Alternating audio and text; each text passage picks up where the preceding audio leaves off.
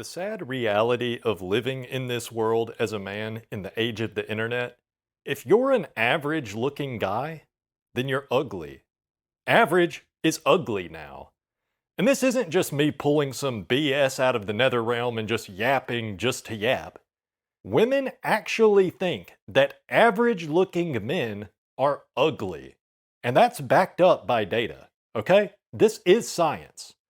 Now, I know you've all seen this before, so I'm not going to harp on this for too long, but this is data from the famous OkCupid study, which was done all the way back in 2009. And what this shows is that men rated women's attractiveness kind of how you would expect. It more or less follows a bell curve. So most women were considered average looking or just slightly above or slightly below average. Just a few women were considered either highly attractive or highly unattractive. It's exactly what you would expect to see. But then you look at how women rated men's attractiveness, and you can see all of the ratings are heavily skewed toward the unattractive side. So again, I'm not going to be focusing just on this one study because this is like 16 years old now, and you've all seen this before, and beside that, the online dating landscape has changed drastically since this study was performed. But the thing is, things have only gotten worse over time. The more prevalent social media gets, the more and more out of touch people get with reality. And the same goes for online dating. The more prevalent it gets, the more ingrained in our society that these dating apps become, where the algorithms either promote your profile or hide it based on how attractive you are, the more that our social lives exist online to be exploited by corporations and Silicon Valley tech startups that don't give a damn whether you live or die. All of this only continues to get worse. All of our distorted perceptions of how we view each other, how we view our fellow man, how women view men, and yes, how men view women. I'm not letting the fellas off the hook either, okay? Because the truth is, we're all getting screwed up by this social media tech oligarchy we're living under, and all of this is just getting worse. And it's been getting worse for years. 16 years ago, in 2009, when they did this study, they proved then, beyond a shadow of a doubt, that women find the average man ugly, undateable. And that was 16 years ago. And I know some of y'all are too young to remember what it was like back then, but I'm not. I actually had an OkCupid profile back then. And I do remember what it was like. And let me tell you, for those of you that don't know, hardly anybody was using online dating in 2009. It was not mainstream at all. And it never got mainstream until Tinder came out, and that made it a lot more palatable, I guess, to the normie brain, being that it was on their phone, the same device they use to use Instagram and Facebook.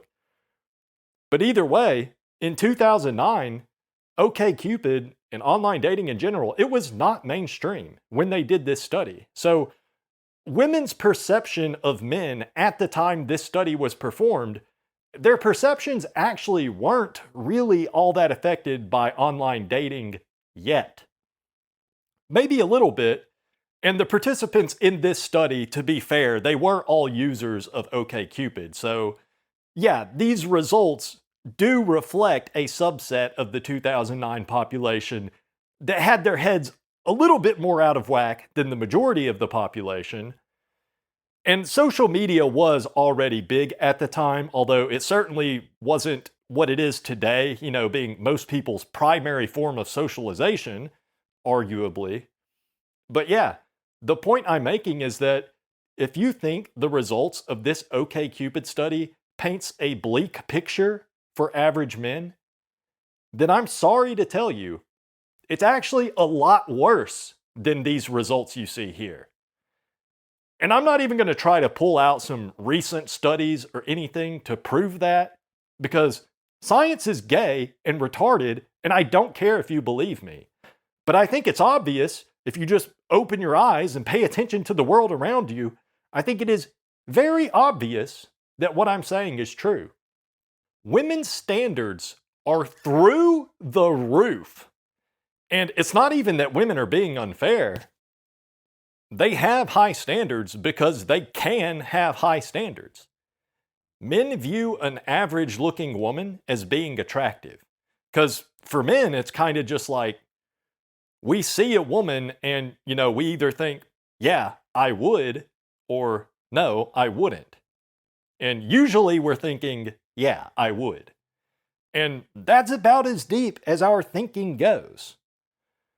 Sure, there might be some levels to it in the sense of we might see a woman that makes us think, hell yes, I would in a heartbeat, versus for some other women we might think, yeah, I guess I would.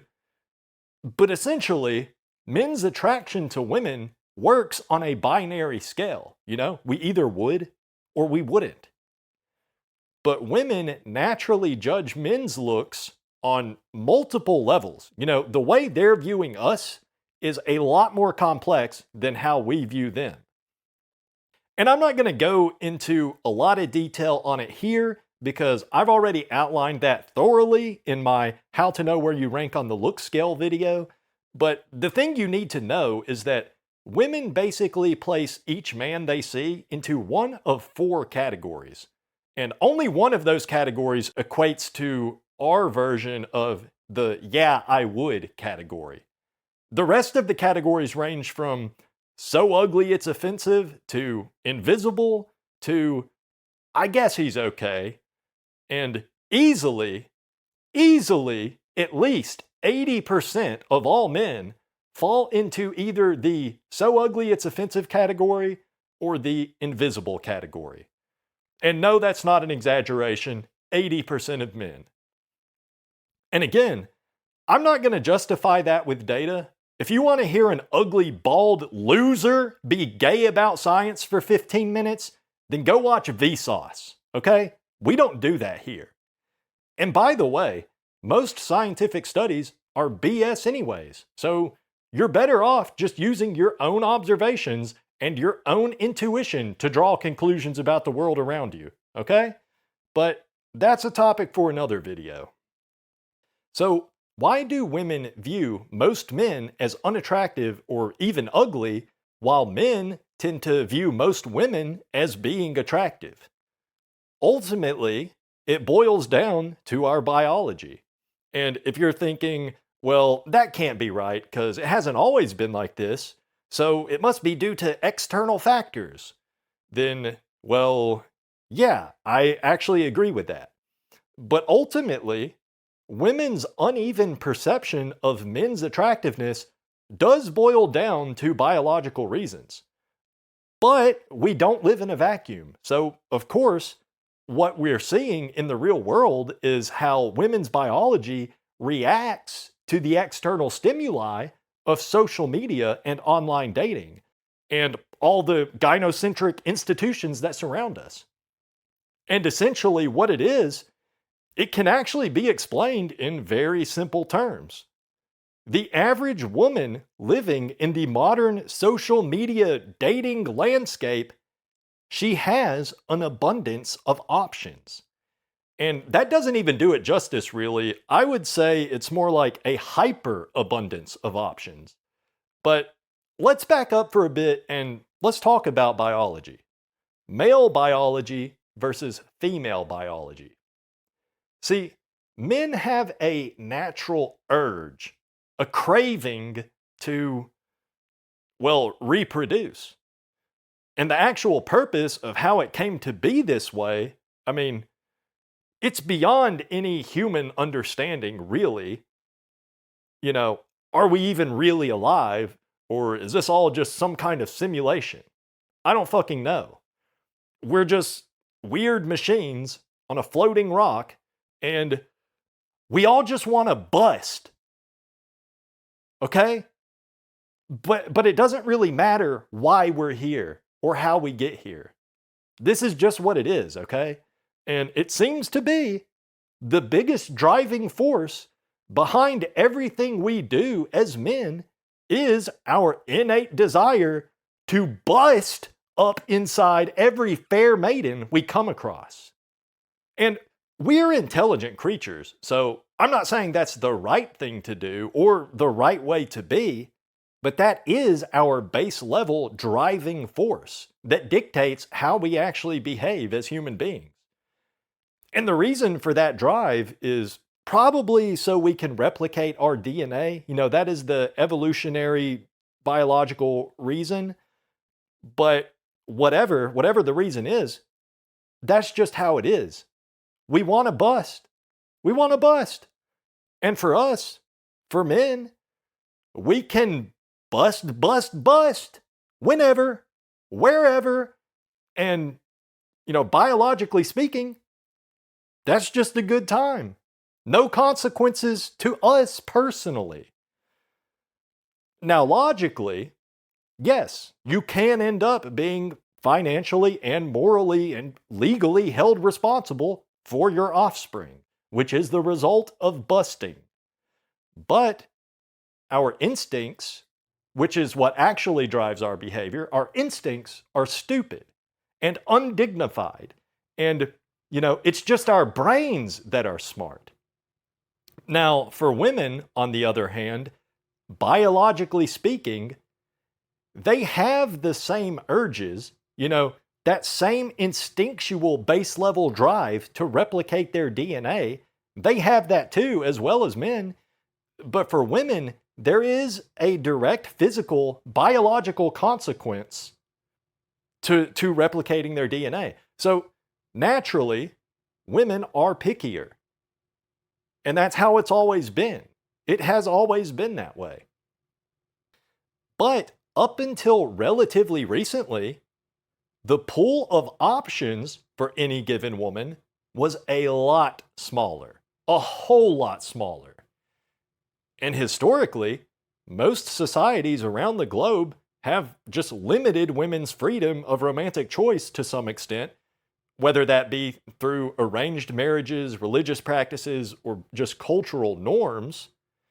And some people will argue that was a good thing. Others will argue it was a bad thing.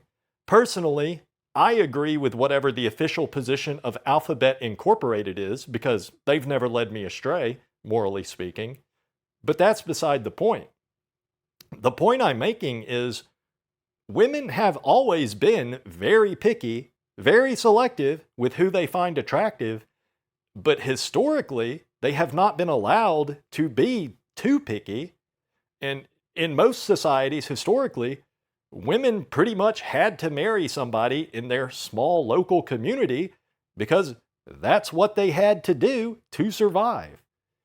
But in modern Western society, women can be as picky as they want with men. Women can work and make their own money and earn their own way in the world, so they don't need to depend on a man. And they might face some social stigma for staying single, but usually not too much, if at all. And in some cases, they might even be seen as brave and stunning for rebuking men. And with the internet and automobiles and densely populated metropolitan areas, these are all things that allow women to select from a much larger dating pool than what we have seen historically.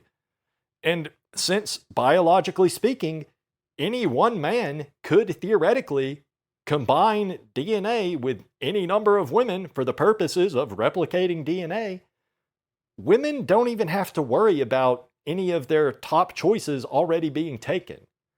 That was never a barrier biologically, and in the modern age, there's not really any barriers culturally either. I mean, back in the day, before the internet, or even think before the invention of the telephone, it would be a lot more difficult to cheat on your spouse back then because first, you'd have to physically meet somebody to cheat with, then you'd both have to come to some kind of agreement to do it, which would require a huge amount of risk, culturally in most cases, especially from the woman's perspective, then, they could only communicate in person or through letters, I guess. So logistically, cheating on your spouse was a relatively difficult thing to do. But nowadays, a woman can just send a DM to a hot guy on Instagram 100 miles away, and they can meet up in a rest stop parking lot somewhere within 2 hours, and they can get straight to testing the suspension system on her 2022 Hyundai Elantra. And if you're thinking, come on, loser maxing, the average woman isn't doing that, then I say to you, okay. Anyway, so biologically speaking, nothing has changed. In fact, if anything, women's libidos are probably lower now than ever before, thanks to antidepressants and microplastics and all that shit, but no amount of biological intervention is going to be able to offset the fact that, listen, women are essentially living in an augmented reality. They can see an abundance of options. And even if they can't always actually get what they want, or even anything they want from their top choices, that doesn't matter because they can see them. If you can see a plate loaded with a nice big juicy steak and a loaded baked potato with all the accoutrements, butter, sour cream, cheese, bacon bits, green onions, whatever you want, whatever you like on a potato. And you can see that plate next to a plate that has a White Castle frozen microwave burger and some crinkle cut frozen fries. Well, imagine you can only afford the White Castle burger and the crinkle fries, so that's what you have to eat. But you're forced to look at this juicy freaking steak and gargantuan loaded potato while you eat the White Castle burger with the crinkle fries. Are you going to be happy eating that White Castle burger? I mean, you might just choose to go hungry rather than suffering through that soggy garbage. And that's exactly how the modern dating environment is for women with their augmented reality. So a woman might only be able to get with you because Chad won't take her, but she can still see Chad. And she can see 10,000 Chads. So she knows they exist, and she can watch their every move through social media. And 100 years ago, she wouldn't even know this man existed, and she'd be happy ending up with you. She'd love you, and she'd bear your children and just slurp you up enthusiastically with eye contact. But now that she knows what's out there, a girl can always dream, So she sees you in real life, and you might even be above average in terms of looks. But compared to about 10,000 hunter eye having chiseled jawline hunks that she can easily see online, you're ugly. And you can't compete.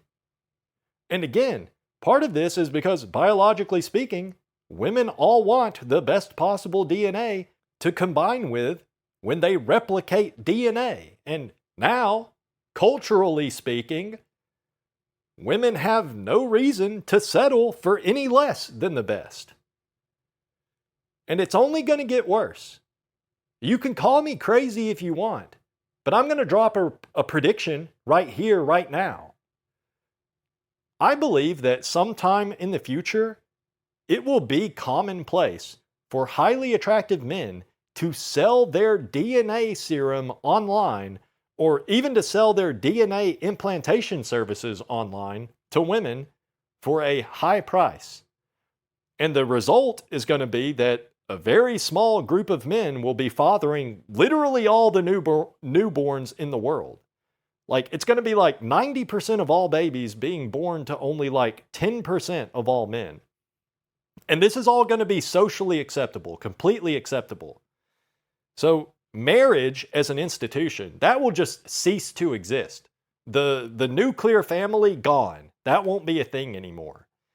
And Eventually, this might cause everything to kind of balance out again over time for men as far as how attractive the average man is, because you got to think if everyone has the same few dads, you know, and they're all Chads, you can imagine the average height for a man is going to end up being like 6'5" or something like that. The average IQ is going to also shoot through the roof and be like, well, maybe there will be no correlation there. I don't know. But I mean, whatever. I don't care. If you're a man right now, this is really the point of this video. There's no solution. It sucks. But if you're a man living in the world right now and you're average looking, then you're ugly. But if you're a woman and you're average looking, then you're beautiful. So I'm happy for you.